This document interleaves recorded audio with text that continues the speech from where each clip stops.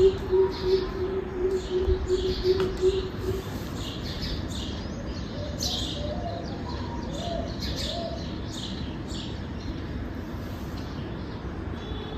Morning বন্ধুরা, এই গরমে কেমন আছো তোমরা সবাই? আশা করি তোমরা সবাই খুব ভালো আছো। আমিও ভালো আছি, কিন্তু গরমে ভীষণ খারাপ অবস্থা। আজকে অনেক সকালবেলা উঠে গেছিলাম, প্রায় ধরো 4:45 নাগাদ। ভাবছিলাম ছাদে যে গাছগুলো আছে ওগুলোতে আগাছা হয়েছে, তো ভাবছিলাম সূর্য ওঠার আগে একটু ঠান্ডা ঠান্ডা ভাব যখন থাকে আগাছাগুলো পরিষ্কার করুন। কিন্তু আমি স্নান করে বাইরে আইতে আইতে দেখলাম সূর্য উঠে গেছে। মনে হয় না আজকে খুব একটা বেশি তোমার আগাছা পরিষ্কার করা যাইব, কারণ 6টা বাজলে এত উত্তাপ দিব তোমার ছাদে পাড়াই দেওয়া যেত না। আর এমন অবস্থা, ঘুম থেকে উঠে ঠাকুর প্রণাম করতে করতে আমি ঘামে গেলাম না। ভাবছিলাম আগে ছাদে ছাদের কাজটা করুক, কিন্তু এতটাই গরম লাগছে আমি আগে গিয়ে আসে জল ঢালছি, কিছু জল ঢাইল না, তারপরে ছাদে আইছি। কিন্তু ছাদে আয়াও দেখলাম খুব একটা ভালো পরিস্থিতি না, কারণ সূর্য উঠে গেছে, আস্তে আস্তে রোদের তাপও বাড়তেছে। তো তার লিগে দেখি কতটুকু কি করতে পারি। আর তোমরা এই গরমে কেমন আছো তোমরাও কিন্তু আমাদের জানাও, আর আমি কেমন আছি আজকের ব্লগে আমিও তোমরা এইটাই জানাবো। তো চলো শুরু করতেছি আবার আজকের ব্লগ। এই দেখো গাছগুলোর গোড়ায় কি ধরনের আগাছা হয়েছে, তো এগুলো পরিষ্কার করে না দিলে তো গাছের অনেকটাই ক্ষতি হয়ে যায়। তার লিগে আমি এগুলাতে নিয়মিত পরিষ্কার করি। আর মাসে একদিন একটা লোক আছে, ওইটা নিয়ে সেটা পরিষ্কার করে দেয়, কিন্তু বাকি সারা মাস আমারই করতে হয়। এখানে তো কম, কিন্তু উপরের ছাদে তোমরা দেখাবো এই পরিমাণ আগাছা হয়েছে, গাছ ঢেকে গেছে ওই আগাছা দিয়া। এদিকে আমি আগাছা পরিষ্কার করতে বলতেছি, আর এদিক দিয়ে দেখো, এই দেখো সূর্যি মামা অনেকটাই এখন উঠে গেছে, একটু পরে আর ছাদে থাকা যেত না। তো কিছুক্ষণের মধ্যে আমাদের আগাছা কয়েকটা যে যতটাই পারি পরিষ্কার করে তাড়াতাড়ি করে ফুল গাছে জল দিয়া নিচে নেমে যেতে হইব।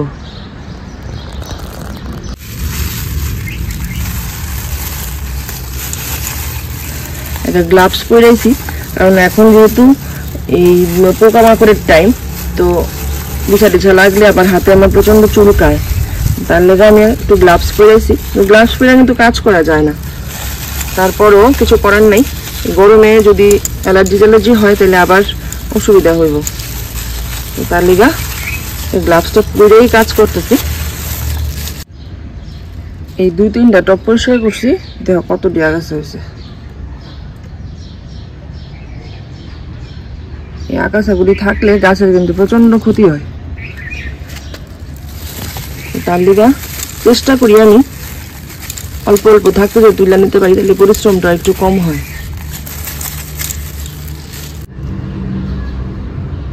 এখনের লিগা এইটুকুই, এর বেশি আর পারছি না। অল্প কয়েকটা টবই করছি,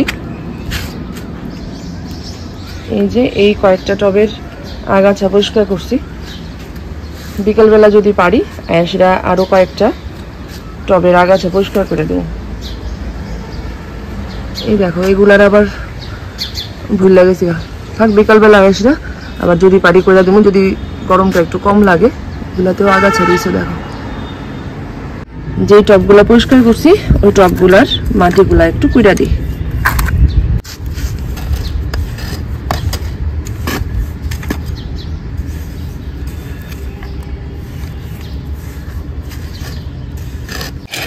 তবে একটা জিনিস কি বুঝছি জানো নি আমি আজকে সকালে আয়া, যে ফুল গাছের এইসব কাজ যদি করতে হয়, ধরো এই আগাছা পরিষ্কার করা, মাটি কুড়ানো, ওগুলো করতে হলে তোমার আরো সকাল সকাল উঠতে হবে, এছাড়া আর উপায় নাই। এত গরম আনি পারে বাবা। কালকে না পরশুদিন আমি ফেসবুকে একটা পোস্ট দেখলাম, আমাদের এক পরিচিত একটা পোস্ট দিল, দেখলাম যে কোন জায়গাতে জানি, এটা কি আমাদের ত্রিপুরাতেই না অন্য কোনো জায়গাতে আমি বুঝছি না, হয়তো বা আমাদের এখানেই হইব। বিরাট বড় বড় গাছ যেগুলা প্রচন্ড ছায়া দেয়, ওগুলাকে কাইটটা লাগতেছে। কাইটটা হয়তো বা এখানে বড় কোনো বিল্ডিং হইব বা তোমার কোনো হোটেল ফোটেল কিছু একটা হইব। আমার দেখে এত খারাপ লাগছে, এটা তোমরা কইয়া বুঝাইতে পারতাম না। আমাদের তারপর আমরা কোনো শিক্ষা হইতেছে না, এইভাবে গাছ কাটা। অন্যরার কথা বাদ দিই, আমরার কথাই কই। আমার শ্বশুর বাড়িতেই তো আগে কত গাছ আছিল, তোমার উঠানের মধ্যেই কত বড় আম গাছ আছিল, তারপরে তোমার মুসাব্বি গাছ আছিল, তারপর একটা করবি ফুলের বিরাট বড় গাছ আছিল। আমরা যখন বিল্ডিং করছি আমরাও তো ওইগুলো গাছটা নিছি। প্লাস আমার বাবার বাড়িতে সারা বাড়ি সুপারি গাছ আছিল, বেড়া দেওয়ার দরকার ছিল, সারা বাড়ি মানে ঘিরা তোমার সুপারি গাছ। তো যখন বাউন্ডারি ওয়াল দেওয়া হয়েছে ওই সবগুলা সুপারি গাছ প্রায় ধরো 20-25টা হইব, কম ওই বোধহয় করছে, আরো বেশিও হতে পারে। তো সুপারি গাছ সব কাটতে নেওয়া হয়েছে। উঠানের মধ্যে কাঁঠাল গাছ আছিল, যেটা মধ্যে 12 মাস কাঁঠাল হয়তো। আম গাছ আছিল, আমার জন্মের আগে নাকি একটা জাম গাছও আছিল। তো ভাবো কত বড় বড় গাছ আর কত ছায়া দিত। এখন একটা গাছও নাই, বিল্ডিং হয়ে গেছে সারা বাড়িয়ে। আর অল্প একটু জায়গাতে বাবু ফুলের বাগান করে ঠাকুর পূজার লেগা। তো এত গাছ যখন আমরা কাটতেছি তো তার খেসারত তো দিতেই হইব, গরম তো পড়বই, কারণ ছায়া তুমি কোত্থেকে পাইবা। আগে সূর্য হয়তো বা সেম ভাবেই উঠতো, কিন্তু প্রচন্ড রোদেও আমরা কষ্ট পাইছি না, কারণ আমরা বাড়িতে সবার বাড়িতেই গাছ আসলো, আম গাছ জাম গাছ তো সবার বাড়িতেই আসলো।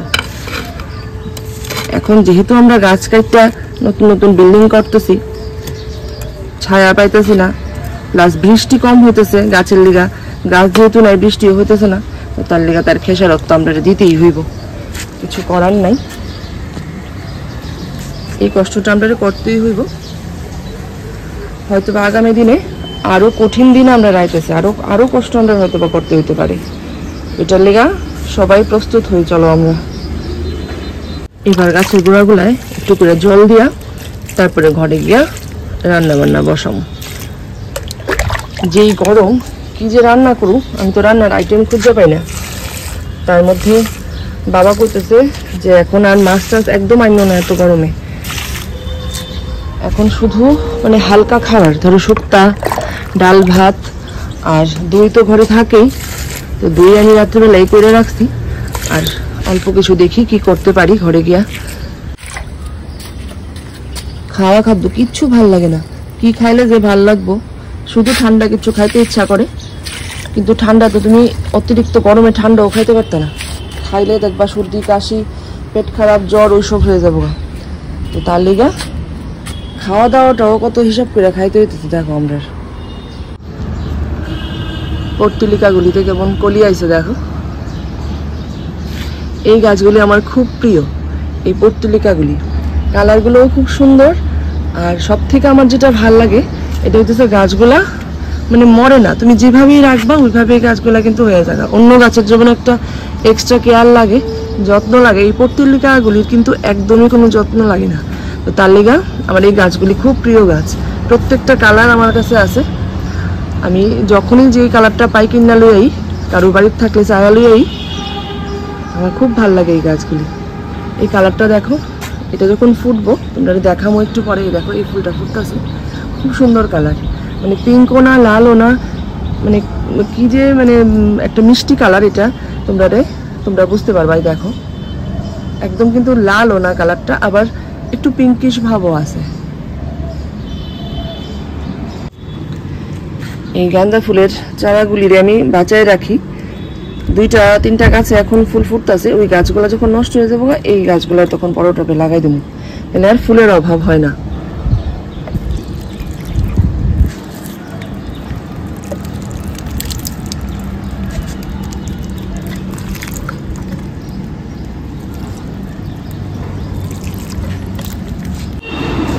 আরেকটা জিনিস দেখো, এই যে মর্নিং গ্লোরি গাছটা,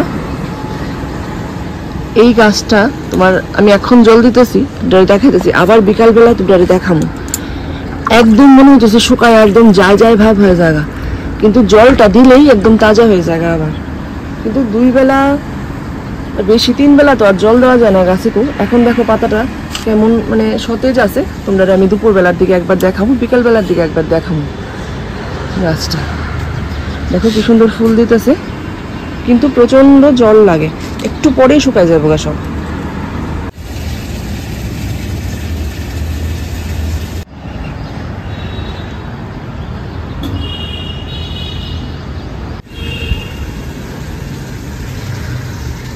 প্রচন্ড রোদের তাপ বাড়ছে দেখো, দেখতেছো এখন মাত্র 6টা বাজে, অবস্থা দেখো, সারাটা দিন কিভাবে কাটবো।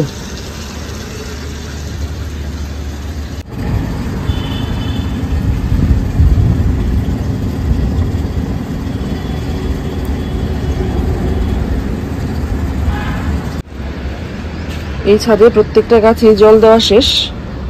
চলো এবার উপরের ছাদে যাই।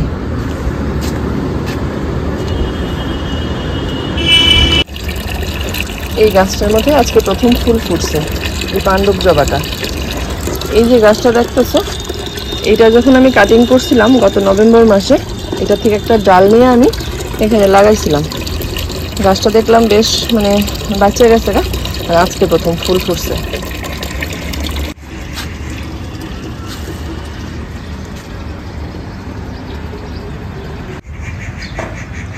আর এটা হইতেছে সেই গাছটা যেটা ওই পরিষ্কার করতে আয় ভদ্রলোক তো নিজে ভাঙ্গা দুমড়ায় মুচড়ায় ফেলাই দিছিল। এই গাছটাকে আমি অনেক কষ্টে বাঁচানোর চেষ্টা করতেছি, মনে হইতেছে বাচ্চা যাবো গা, কিন্তু সেই সৌন্দর্যটা আর গাছটার নাই। গাছটাকে সুন্দর করে একদম ডালপালা মেলা প্রচুর কলি আসলো, সেই সৌন্দর্যটা নাই, কিন্তু গাছটারে আমি মরতে দিছি না, আছে মোটামুটি ভালোই। আর এটার সঙ্গে যে গাছটা আসছিল এটা হইতেছে এই যে, এটা মালা গেন্ডার চারা। চলো তোমরা আগাছার কিছু নমুনা দেখাই, কি পরিমাণ আগাছা হয়েছে। এই দেখো, দেখো কি পরিমাণ ঘাস হয়েছে, আর আসল গাছ হয়েছে এটা। এই গাছটার মধ্যে দেখো মিলিবাগ পোকাও ধরছে। আজকে ভাবছি ওষুধ আইন না ওষুধ দিন, ইস কি পরিমাণে ধরছি দেখো। এই আগাছাগুলো পরিষ্কার না করলে তো আমার আসল গাছটারে মেরে নেবো।